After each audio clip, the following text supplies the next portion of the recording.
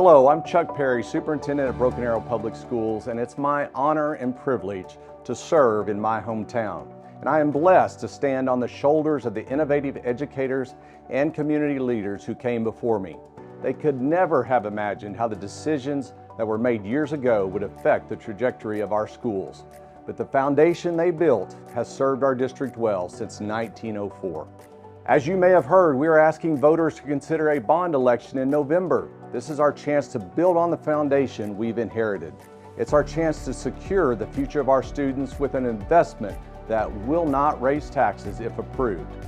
But before I ask you to cast your vote, I want to tell you exactly what's included in this bond package. It's more than I can cover in one short video, so my team and I have created a podcast series that will launch one episode at a time over the next few weeks. I hope you'll tune in and add your voice to the conversation happening in our community. And don't forget to get out and vote on November 14th. And always remember in Broken Arrow, the best is yet to come.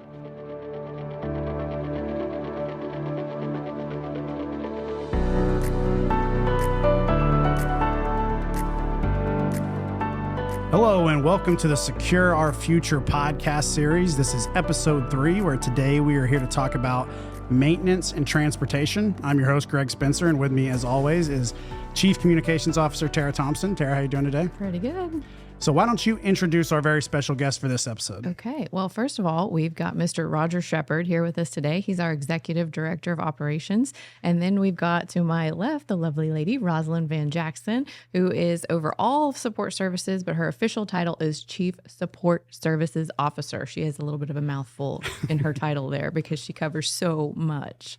They always say the longer the title, the better you are at your job, right? Oh, I hope that holds true. It seems to be true. I feel like the long, as you look around some of the different people across the district that have long titles, they're pretty good at their jobs. So, Tara, before we kind of dive into maintenance and transportation, why don't you kind of summarize what we've talked about so far? Really, there's kind of 3 talking points that we're trying to drive home with every bond issue. One, it's a $52 million bond issue that does not increase property taxes. And the third point being, we need you to vote on November 14th. So if you can remember those 3 things, then we're doing our job here on the podcast. Absolutely. So, Roger, we'll start with you since you're here to my right, but I want you to give us a little bit about your background. Tell us how you ended up in BA and what you do here. Well, again, my name is Roger Shepard, Executive Director of Operations here at Broken Arrow Public Schools. My background originally was in the air conditioning, heating, and refrigeration business. So I went to OSU IT in Okmulgee, got a degree in air conditioning and heating in 1990. And then I got into the educational world by teaching air conditioning and heating at Tulsa Tech for 5 years, 15 years at OSU IT. I became the department head down there. And then I had a little bit of a passion to get back into operations. So I left the instructional world, got back into operations, worked for Williams Company for a year, 3 years at Tulsa City County Library. And now I'm here at Broken Arrow Public Schools and over all of operations now, which is maintenance, plant operations, custodial services, warehouse, and also construction. So it is a big world, and we have a lot going on, but it's a good world. I love it. It's a great place to be. Absolutely. Rosalind, what about you? All right. Well, I started out my career in human resources. I worked at a local law firm being a director of human resources. And then I transitioned for about 10 years to work in the school industry, starting in special needs and then landing in transportation. From there, I've been here in Broken Arrow for about 8 years, have worked very diligently in those areas of operation, also working in enrollment services prior to my role here, executive director there. And now I oversee child nutrition, before and after care, the employee child care center, and transportation. And I enjoy it thoroughly. Yeah, both of you guys really, you talk about, it's a lot of important stuff that sometimes people don't always think about on the forefront when you're talking about education, but it's really what makes us go. And I think it's impressive that you guys oversee as much as you do, for sure. So let's kick things off, and we'll start with maintenance and transportation. What are some of the items that are included in this bond issue? I can start off here as far as maintenance. So we're looking at 4 or 5 big issues that we need to be looking at and taking care of. Roofs are a big issue in our world. We've got 11 roofs. We just recently had a an audit done of all of our roofing. We have 11 roofs that are F rated. And in the education world, F means failed. So these have already failed, and we are patching them, plugging them, covering them, doing everything we can do so we can have school every day. But these 11 roofs need to be replaced. And I'm assuming that's at some of our older buildings. Yes, they are. Yeah. Yes, and some of these roofs are, for instance, at Freshman Academy, the building was built 78, 79. And so some of them have not been replaced since then on that site. And then we could go down a list of those 11. We won't do that right now. I've got that information. If anybody ever wants to know it or look at it and talk to me about it, but those roofs need immediate attention. It affects day-to-day operations, especially during the rainy season when it snows. We have, as the snow melts, it finds its way into the cracks, finds its way into the building, gets into the classrooms. There's nothing worse than a student sitting at a desk and having water dripping on their Chromebook or on the teacher's desk, and the ceiling tiles look bad. It just looks bad, but it's also very, very bad in our buildings. They prematurely deteriorate. Water. Nobody wants water in their buildings, in their house, and we don't want water in our schools. And what does it cost to replace, like, let's say the Freshman Academy roof? How big of a price tag are we looking on something like that? So freshmen, to get everything replaced that needs to be replaced right now is about $1.6 million. And how much is your Just at the maintenance? Freshman Academy alone? Just freshmen. Wow. And how much is your maintenance budget each year? The maintenance budget for everything we do this year was $1.6 million. So exactly what it would cost to replace one roof, and that's everything we do in a year in maintenance. That lasts us a year. And so obviously we can't fund roof replacement out of our maintenance budget. Well, and those are the kind of things that I'm sure with your staff, your guys, that they come to work and they've got stuff planned, and then you're like, well, no, BAFA's got a leak, and then that throws off your whole day and everything else you guys have planned, right? Exactly, and it's not just one leak at BAFA; it's 12 leaks at BAFA, or 14 when it rains. And we really try to take care of the cafeterias and the offices and the classrooms first when there is a leak. Well, and while we're talking about roofs, what about the HVAC units that sit on top of those roofs? How many of those need attention, and what's the price tag on those? Those good questions, and that would be my number 2 item on my list would be HVAC equipment. We've got 583 units that are 15 years and older. So 15 years doesn't sound too bad, but 302 of those are in excess of 20 years old.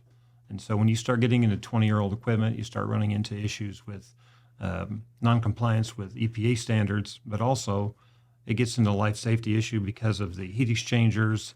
Everything that we do is fired gas heating. So we don't want any kind of breaches in that. We don't want any carbon monoxide in our buildings. We have detectors all over monitoring that. But when we find one, we shut it down, we pull it, and then the refrigerant that a lot of this equipment runs on is obsolete. We can't buy it anymore, and we found replacements, but it doesn't perform as well. So then we consume more electricity. And so, to replace those 302 exactly is the number we have right now that are over 20 years old. They're between 20 and 30. Some are 28, 29 years old. We're looking at $10,000, $12,000 a piece. So we're talking about $3 to $4 million to replace that equipment alone. Give us some examples in terms of kind of, in an average school, how many of these units do they have per building? So take a snapshot in your mind of Centennial Middle School. Yeah. It's got over 80 rooftop units. Jeez. That's one school. So the whole school district with our 38 sites and our 47 to 48 structures have about 1,900 air conditioning systems. And so we're looking at about a 25 to 30% of those are either aged or aged out and need to be replaced.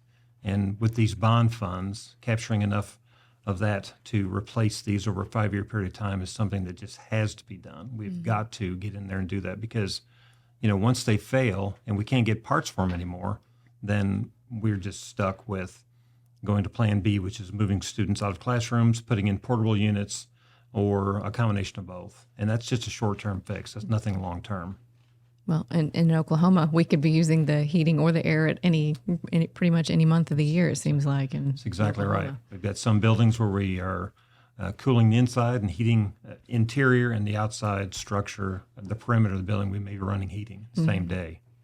So it's just real important for a stable classroom to have quality HVAC equipment And a lot of it's indoor air quality too, filtration, and to keep everything, the air from stratifying, and to keep good air circulation, and just keep comfort levels, humidity levels down. Especially the teachers, they like it nice and comfortable too. We all do, even those of us who don't teach. Yes. So, Rosalind, tell us a little bit about some of the facts, some of the stats in terms of transportation for this bond issue. Okay, so one of the items on the bond issue is a transportation terminal. We have 130 or 115 square miles that we transport students to and from school every day. And we do that from one centralized location in North BA. What we're looking to do with this bond is to create another location in the southern portion of BA, a centralized transportation terminal that would allow us to revisit some efficiencies. One of those being looking at our bail schedules, reducing the time of travel per day, increasing the route efficiencies, being able to keep students on the bus a lot less time than we're currently doing, and then overall cost savings, fuel, wear and tear on buses. So that is the first piece that we're looking to benefit from with the successful passage of this bond. And that, I believe, is in Proposition 1, along with maintenance. The second thing that we're looking to do, we transport up to 12,000 students are eligible for transportation. Within one bus, we can save 36 to 50 cars from being on the road, which reduces pollutants, but most importantly, adds some convenience level and consistency for students traveling to school. Students are 70 times more likely to arrive to school safely if they are traveling by bus. Some of these stats are very eye-opening, but also they're very, very beneficial, not only for our students and their safety, but the motoring public and our community as well. In addition to that, our buses, because of the 2015 actual bond passage, we've been able to reduce the life cycle for those buses. So right now, our life cycle, or average age of our vehicles, is 13 years. That doesn't mean that every single bus that's on the road is only 13 years old. We have some that are also 20 years old, and we want to continue to bring that number down, which will yield some cost savings and then some avoidance of cost. Because as vehicles become newer, more robust in technology, there's some reduction in emissions and some vehicle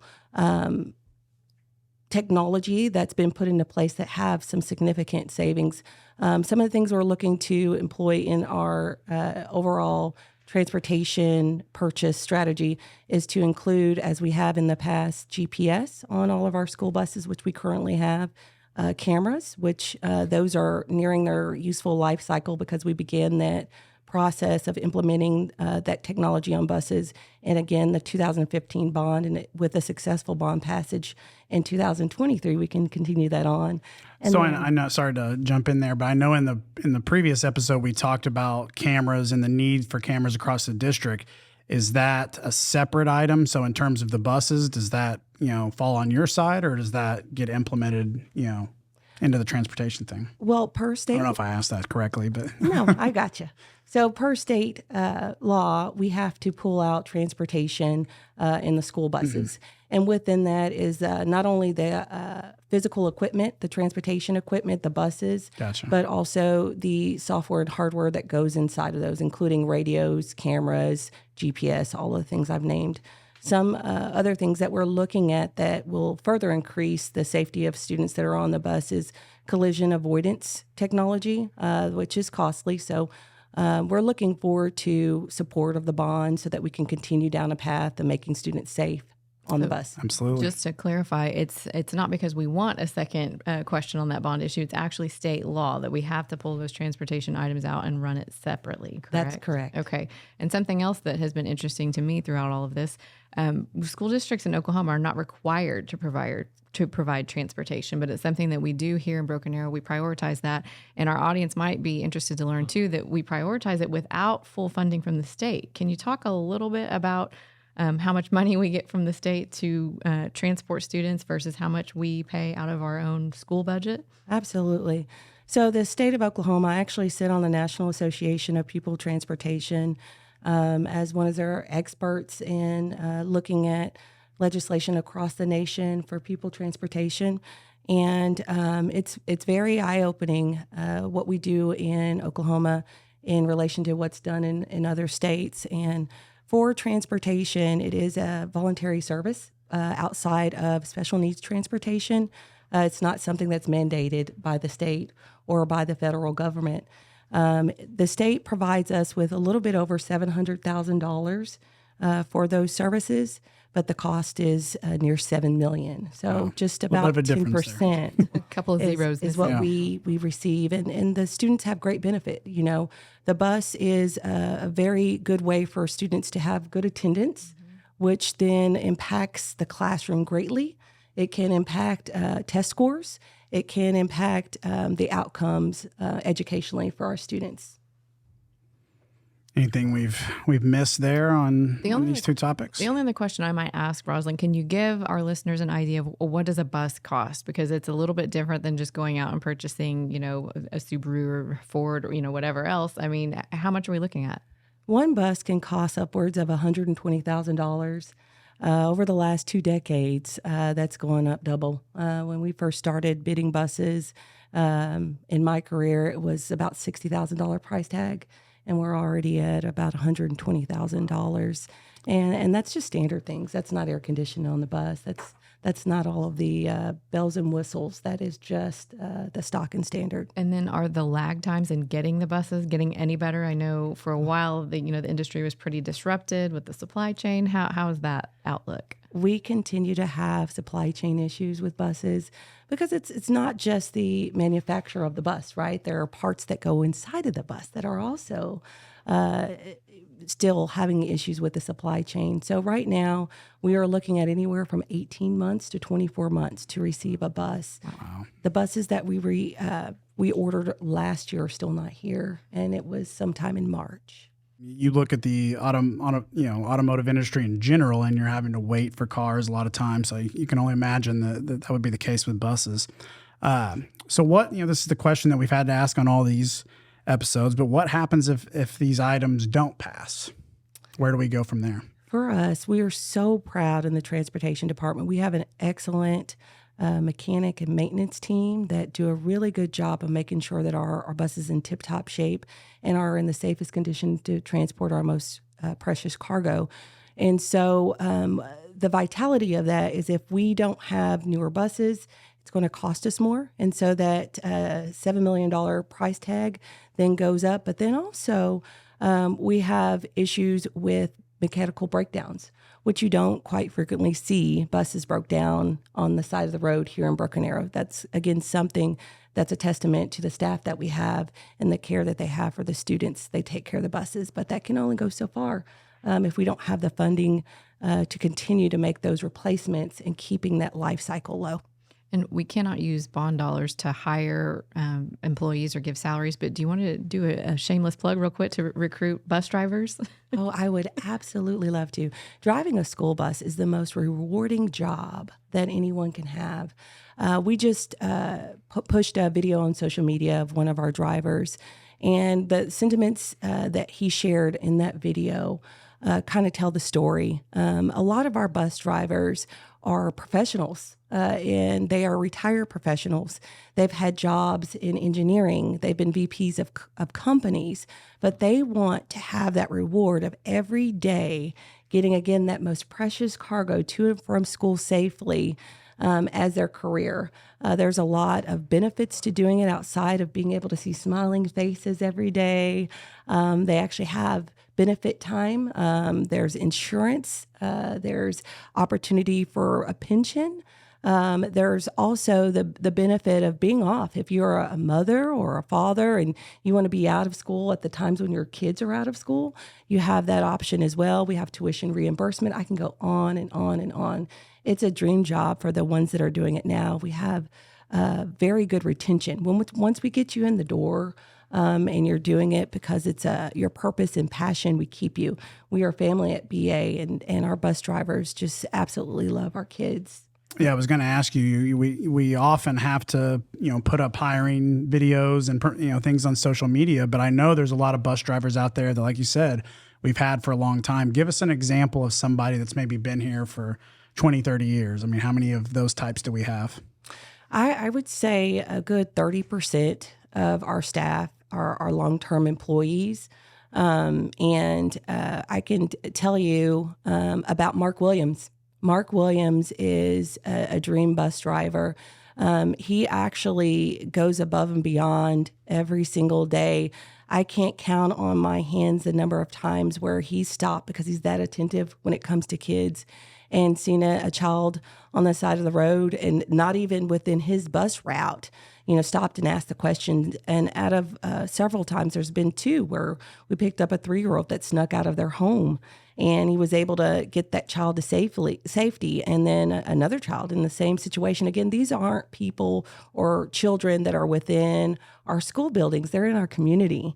And those are the type of people that we employ and that we just love being able to pour out into every single day into our kids. And so I think, like I said, it's just the best job in the world. That's awesome. Roger, any final thoughts or final things that you want to mention before we wrap this up?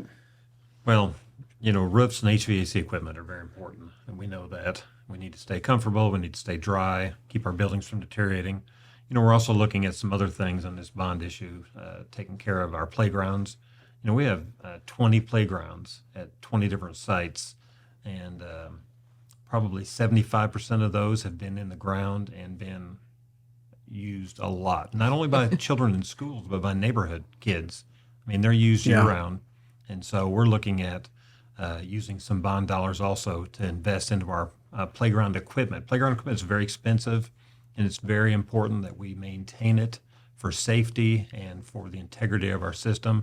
The teachers, when it's time for kids at that age level to go on recess, the kids race to the playgrounds every day, and they climb all over this equipment, and they just have a ball with it. And they come back, and they're ready to go into the next phase of the day. Without that, it really affects the classroom every day. And so the teachers are very, very good about watching the playground equipment. We inspect it, we repair it, we work on it constantly. But you can only fix something for so many months, so many years. And so we have a lot of it that just needs to be replaced. And we have been replacing it, but we've about run our budget out this year already on replacing playground equipment. And then parking lots and flooring is another couple of issues. We've got probably 8 sites that we need to completely remove and replace parking lots. And it's not in our maintenance budget. And then flooring, we've got some classrooms that are over 20 years old, have original flooring in it. And so carpeting that needs to be replaced, and also tile that is just time for it to be changed out. And we patch it and we plug it and we smooth it back out and we keep it going. But it's just time for some massive changes in our parking lots, our playgrounds, our flooring, and then roofs and HVAC equipment. It's time to do something. And this bond package, this bond issue will address a tremendous amount of that, really help us get down the road for the next 10 to 15 years. In your world, vintage might not be a good thing. Is that what I'm hearing? It's definitely not. Definitely No. Rosalind, do you mind kind of going into kind of clarifying the difference between kind of what this terminal is as opposed to a regular bus barn that people are kind of familiar with? Okay, so it's terminology. Barn is where you hold animals. Terminal is a professional location where you house vehicles that are fueled, housed, and dispatched out of a centralized location. And that's what we're looking to do.